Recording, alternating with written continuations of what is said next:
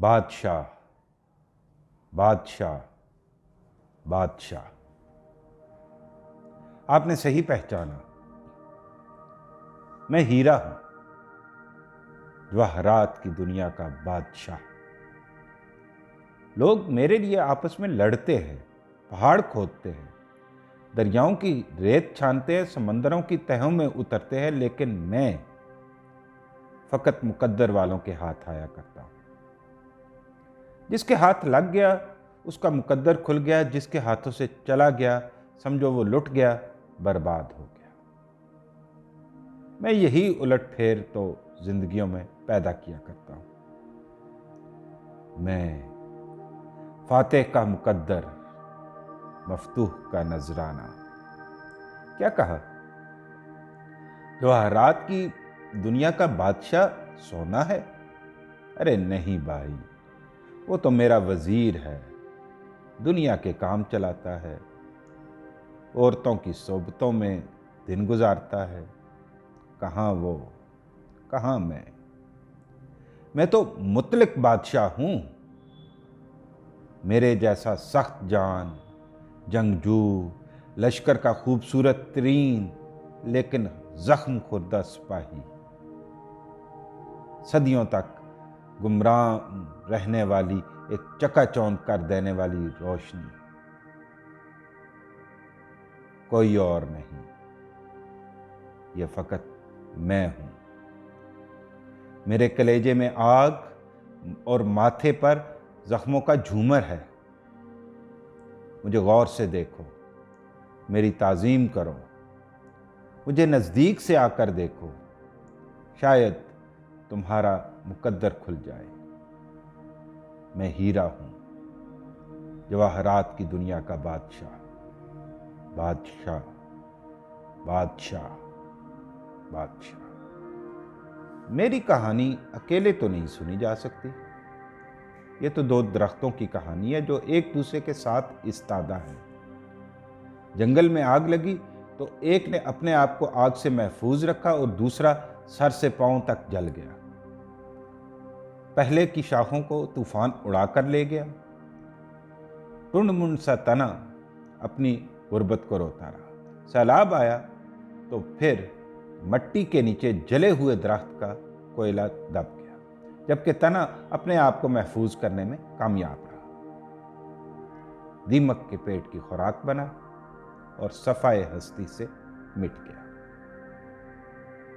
अब जो दूसरा था वो कोयले की शक्ल इख्तियार कर गया।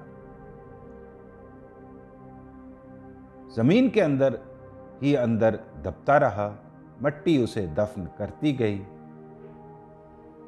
ये काली भोंडी सी शक्ल मेरा असल है। मैं इसी शक्ल में लाखों करोड़ों साल तक पड़ा रहा। न किसी ने मुझ पर तवज्जो दी और न किसी ने मुझे किसी काबिल समझा। मेरे हम जिनसों ने आपस में दोस्तियां करके अपने आप को कुछ का कुछ बना दिया, लेकिन मैंने कहा किसी से दोस्ती नहीं, किसी से कारोबार नहीं, मैं और फकत मैं। अहबाब दूर होते गए, तन्हाई ने मुझे घेर लिया। अब अंदर से आग फूटना शुरू हुई, सवाल दर सवाल। क्या यही मेरा मुकद्दर है? क्या मैंने यूं ही फना हो जाना है? क्या यही आना जाना लिखा रह गया है? मुझे चारों तरफ से सवालों ने घेर लिया। मैंने जवाब में जोरदार आवाज से कहा, नहीं, मैंने जवाहरात का बादशाह बनना है। करीब में बैठा सोना खिलखिलाकर हंस दिया। मैंने अपने पहलू में सर दे दिया। मुझे किसी से कोई बात नहीं करनी थी, जो मर्जी कोई कुछ करे, मैंने अपनी मंजिल पर ही चलना है, यही मैंने सोच लिया था। मैं सर झुकाकर अपने आप में डूब गया। आग बढ़ती गई, मजीद बढ़ती गई। कलेजे की आग, अंदर की आग, ये अपने आप को जलाया करती है, किसी और को कुछ नहीं कहती। अहबाब रुखसत होते गए। मैं अकेला एक जगह पर मौजूद रहा। एक दिन मेरे अंदर के दर्द ने इंतहा कर दी। मेरे वजूद से वो गर्मी निकली कि आसपास की ज़मीन की तपश भी मुझसे बर्दाश्त नहीं हो रही थी। मैं अपनी आग में जलकर अपना रूप खो रहा था। आग की हिद्दत ने मुझे कहीं से कहीं पहुंचा दिया। एक लम्हे ने मुझे सैकड़ों रूप बख्शे और छीन लिए। मुझे कुछ होश न रहा। जब मुझे होश आया तो मैं अपना रंग रूप देखकर हैरान रह गया। हल्की हल्की सी चमक, वजूद में सख्ती और अनोखा सा जोबन अब मेरी जिंदगी बन चुका था। मैं अहबाब को देखकर मुस्कुरा दिया। अहबाब ने सर झुका लिए। नया बादशाह वजूद में आ चुका था। सिर्फ सर पे ताज रखना बाकी था। मैं अरसे तक यूं ही पड़ा रहा। किसी ने तवज्जो ना दी। एक दिन मेरे मस्कन यानी पहाड़ के अंदर न जाने कौन सा उबाल आया कि सब कुछ पानी बन गया। साथ के मकीनों ने शोर मचा दिया, लावा उबल रहा है, लावा उबल रहा है। लावे ने मेरी तरफ हाथ बढ़ाए जैसे मुझे भस्म ही कर देगा। लेकिन मैं इत्मीनान से उसके सीने पर तैरता हुआ बाहर पहुंच गया। तूफान थम गया। पहाड़ के अंदर की आग सर्द हो गई।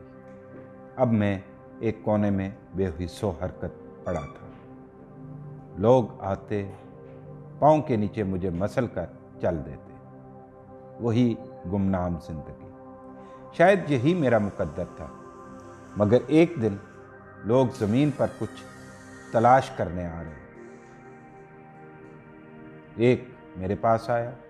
उसने मुझे उठाकर गौर से देखा और नाचने लगा।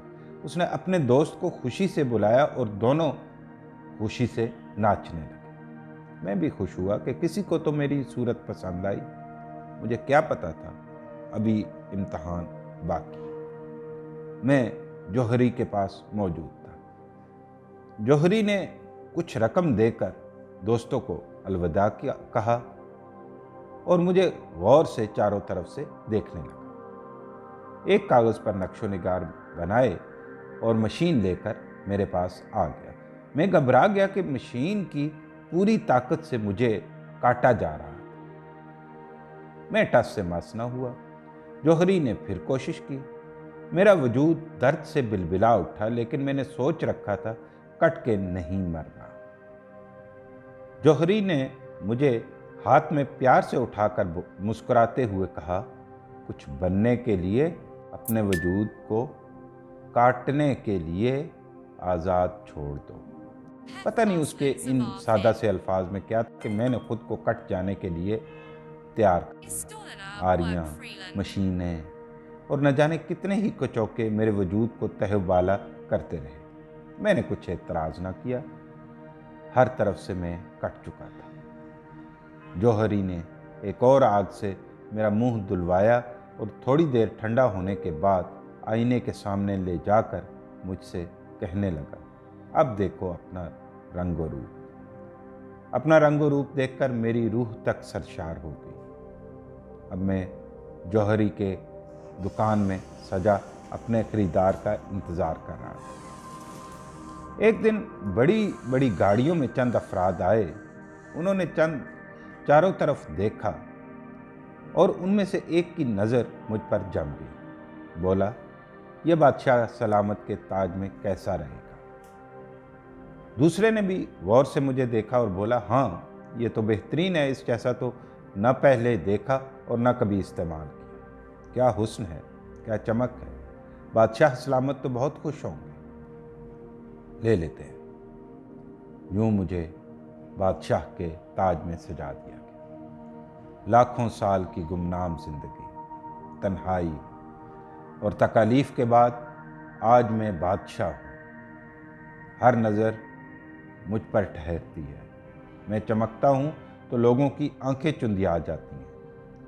मेरे जौबन से बादशाह का दरबार सलामत है। मैं अनमोल हो चुका। क्या कहा, मेरे जैसा बनना है। इस रास्ते से तो न जाने कितने ही वली, मुफक्कर और बादशाह गुजरे हैं। तुम भी कोशिश कर देखो। अब सुनो राज की बातें। दफन हो जाओ और तन्हाई में लंबा अरसा गुजार दो। अपने कलेजे में आग पैदा करो।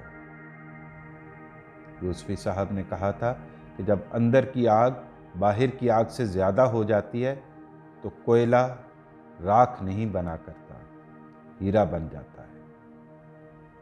याद रखो, ऐसे में कलेजा न जाने कितनी ही दफा भस्म होता है और दोबारा बना करता है।